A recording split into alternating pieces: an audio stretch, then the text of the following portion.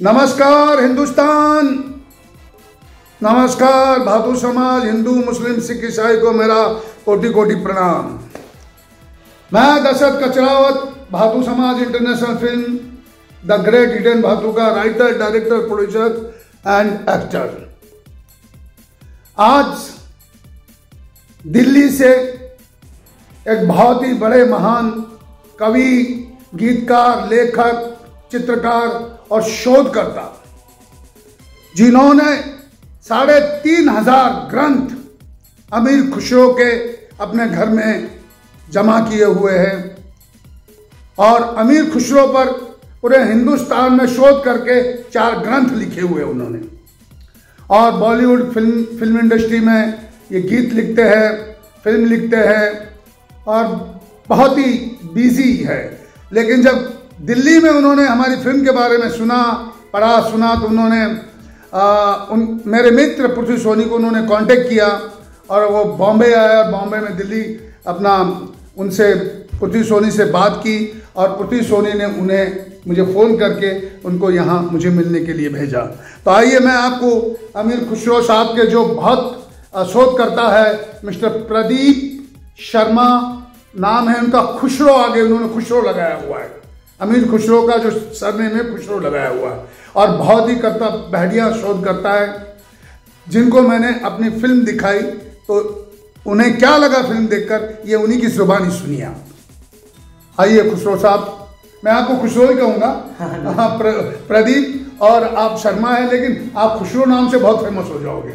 Please जरा। नमस्कार दर्शकों, मैं आप सबका शुक्रिया अदा करता हूँ कि आप हम लोगों को सुन रहे हैं। तो जैसा कि दर्शक जी ने कहा कि मैंने जब इनकी फिल्म की चर्चा दिल्ली में सुनी, तो मैंने जब ये नाम सुना था ग्रेट हिडन भातु, तो मेरे दिमाग में आया कि ये कैसा नाम है, बिल्कुल एकदम अलग नाम। मतलब ये लगा लीजिए कि अगर 4,000 फिल्में रिलीज हुई हो भारत में, तो उसमें ये नाम अगर सुनाई पड़े एक फिल्म के तौर पर, तो आदमी को सोचने पे मजबूर हो जाता है कि ये कैसी फिल्म है द ग्रेट हिडन भातु। तो इससे नाम से ये क्लियर हो गया था ये कोई ऐतिहासिक फिल्म बन रही है। तो मेरे मित्र हैं पृथ्वी सोनी जी, बहुत बड़े चित्रकार हैं भारत के, बॉलीवुड से जुड़े रहे चित्रकार के रूप में भी, एक कलाकार के रूप में भी। तो उनसे मैंने गुजारिश की कि आप मुझे इन फिल्म के जो लोग हैं जो इससे जुड़े हैं उनसे मिलवाइए। तो उन्होंने मुझे पूना भेजा। तो पूना में मैं दशरथ कचरावत जी से मिला।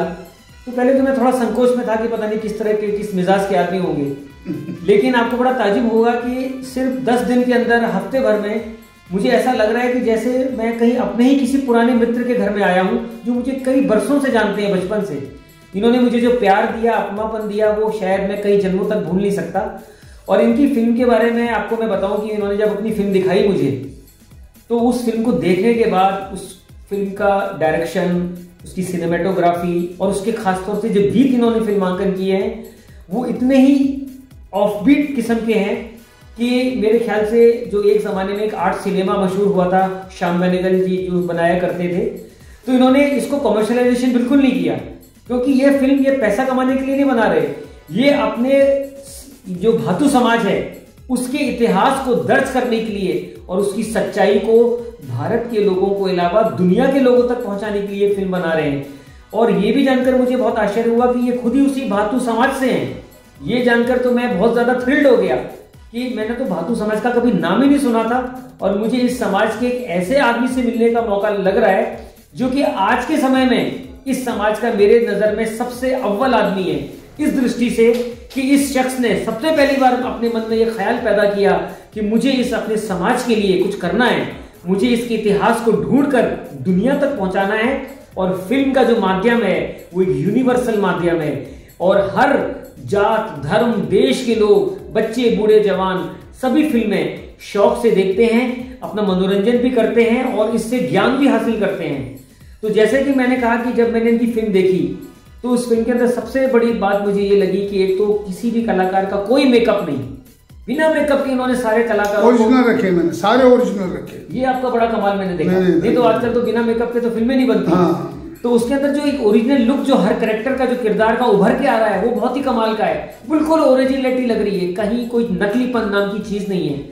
इसी तरह से इनके जो गीत हैं जो इन्होंने खुद भी लिखे हैं और इनका संगीत दिया है एक बॉलीवुड के एक आपके जो म्यूजिक डायरेक्टर साहब हैं अपने दर्शन कहर जी, तो उनका म्यूजिक भी इतना सुरीला है कि आपको वो पुराने जमाने के जो रफी साहब के गाने थे, शंकर जयकिशन का जमाना था, उन गीतों की जो मिठास थी और शायरी का जो गहरापन था, वो मैंने दशरथ जी के फिल्म के गीतों में देखा और मुझे बड़ी खुशी हुई। मुझे शैलेंद्र से लेके, कवि प्रदीप से लेके, साहिर लुधियानवी से लेके कैफी आदमी तक याद आ गए कि ऐसा लगा कि शायद मैं उसी दौर के किसी निर्देशक से मिल रहा हूं। और आप ये देखिए कि इनके पास कोई इतना पैसा नहीं है, इन्होंने अपना कुछ प्रॉपर्टी बेच के, कोई अपनी एक जमीन थी कहीं इधर पुणे में, उसको बेच के इस फिल्म में पैसा लगा दिया।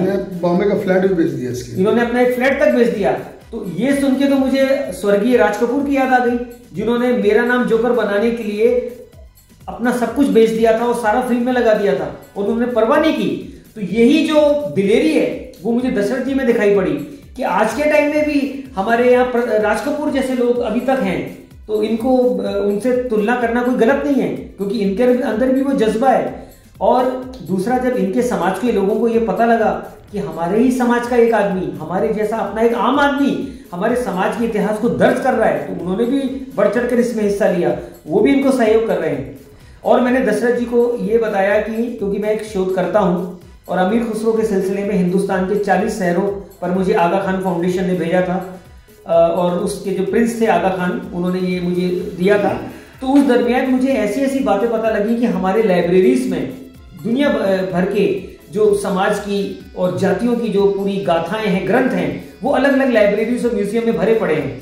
तो मैंने दशरथ जी से कहा कि कलकत्ता के विक्टोरिया मेमोरियल में और एशियाटिक सोसाइटी ऑफ बंगाल, जिसकी कई ब्रांचेस दिल्ली, कलकत्ता और मुंबई में भी हैं, वो अंग्रेजों ने फोर्ट विलियम कॉलेज की जो स्थापना की थी और जब भारत की आजादी हुई वो बंद हो गया कॉलेज, तो अब ये समस्या हुई कि उसकी किताबें और ग्रंथ और पांडुलिपियां कहाँ जाएं।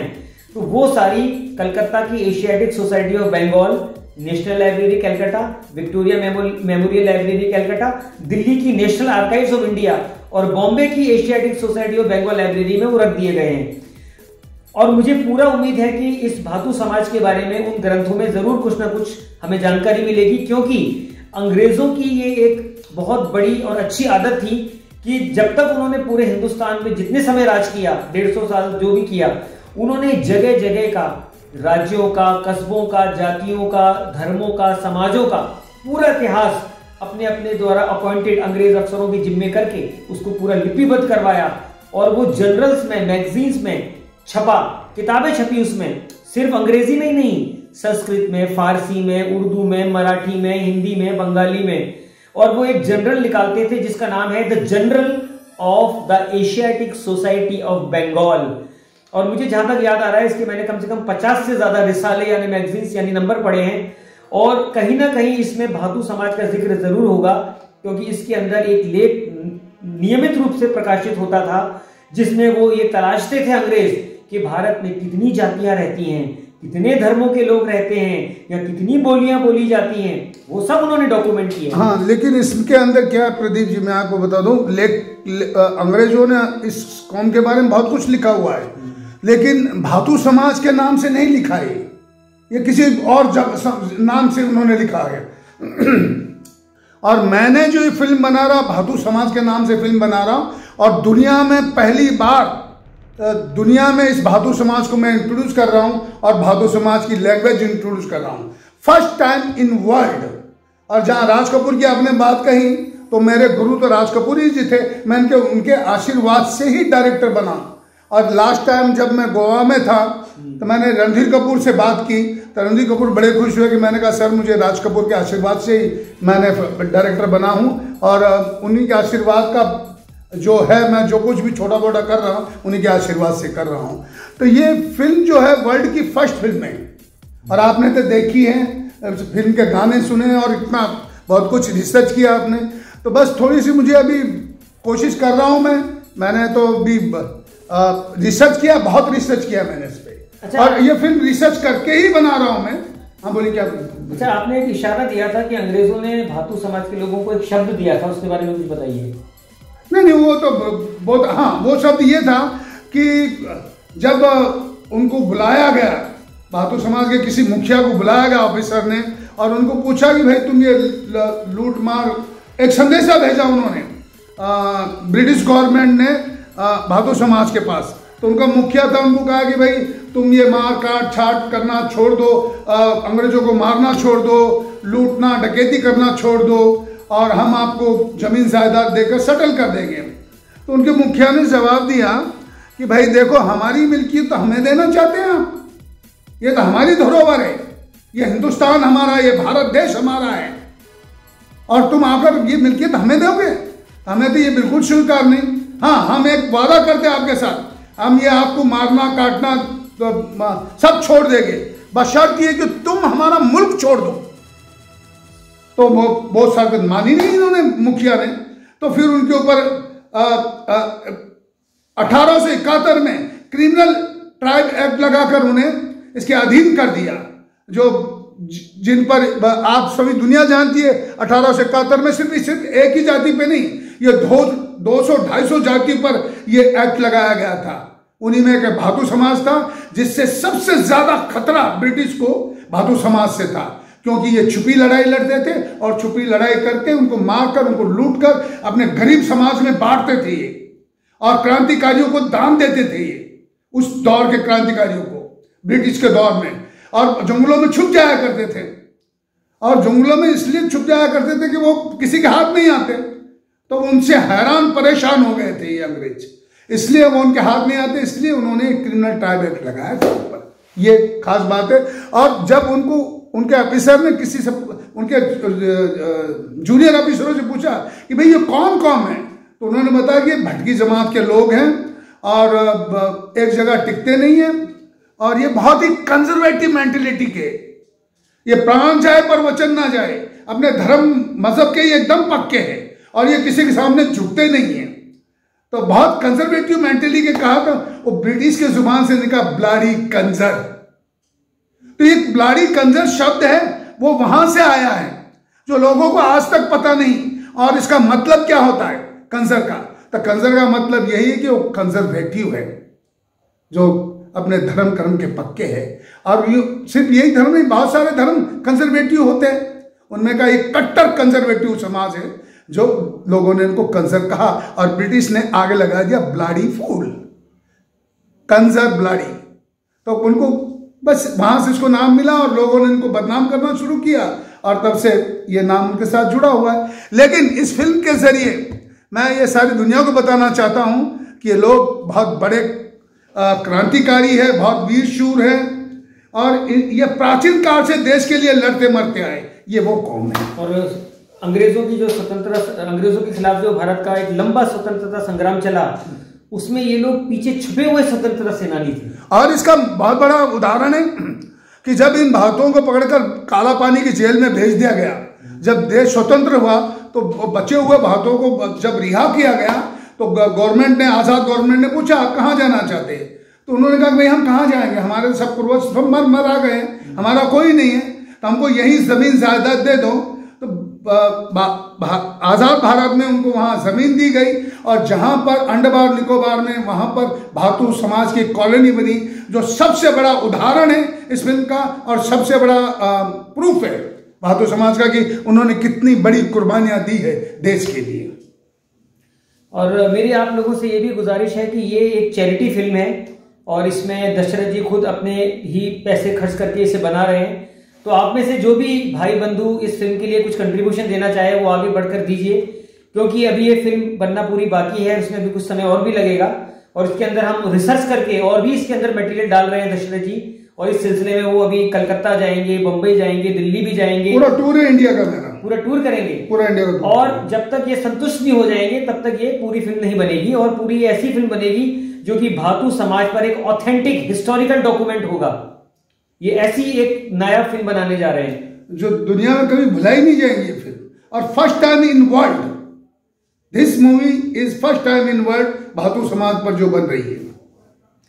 इस मौके पर मुझे हमारे गुलजार साहब हैं, बहुत बड़े गीतकार हैं बॉलीवुड के, उनकी कुछ चंद लाइनें याद आ रही हैं जो कि भातु समाज की जो भावना है उसको एकदम दर्शाती है। तो मैदान है सारी जिंदगी और खेल है सारी उम्र का, कहने को अलविदा कह दे पर साथ रहोगे तुम सदा, इस मोड़ से अगले मोड़ तलक हमको ये बाजी चलने दो, हार और जीत तो होती है, खेल तो यारो खेलने दो, खेल तो यारो खेलने दो। बहुत बहुत शुक्रिया खुसरो साहब आपका। और मैं इस लाइन में कुछ अपने समाज पर कहना चाहूंगा कि शहरे सबे महताब को चरागों की जरूरत नहीं, अंधेरे में जीना आता है हमें, उजालों की जरूरत नहीं, खाएंगे सूखी रोटियां बर के कुएं कोर कोर के, वीर क्षत्रिय भातु है हम किसी से कम नहीं। धन्यवाद आपका, बहुत बहुत धन्यवाद। आपने टाइम दिया, आप दिल्ली से यहाँ तक आए, और मैं तो आपका बहुत आभारी रहूंगा जो समाज के बारे में इतना सोचा और समझा और आपने बोला। मैं दशरथ जी को अमीर खुसरो का एक दोहा जो है वो डेडिकेट कर रहा हूँ, जिसमें खुसरो ये बताते हैं कि भक्ति और जो प्रेम है वो ढिंडोरा पीट के नहीं किया जाता, वो खामोशी से किया जाता है। तो सुनिए अमीर खुसरो क्या कहते हैं कि खुसरो ऐसी भक्ति कर जान सके न कोई, जैसे मेहंदी पात में रंग रही दबकोए, खुसरो ऐसी पीत कर जैसे हिंदू जोए, पूत पराए कारने जल जल कोयला होए। और ये फिल्म जब रिलीज होगी तो लोगों को पता चल जाएगा हम खामोशी से पिक्चर बना रहे, भादु समाज भी जानता है, और ये फिल्म बोलेंगे, हम क्या बोले अब इसके बारे में ज्यादा। सही बात है, खुद फिल्म अपने आप अपनी दास्तान खुद बयां करेगी। तो धन्यवाद खुसरो साहब, आपका बहुत बहुत धन्यवाद। दर्शकों आपका सबका बहुत बहुत शुक्रिया, और आप सबकी दुआएं हमें चाहिए।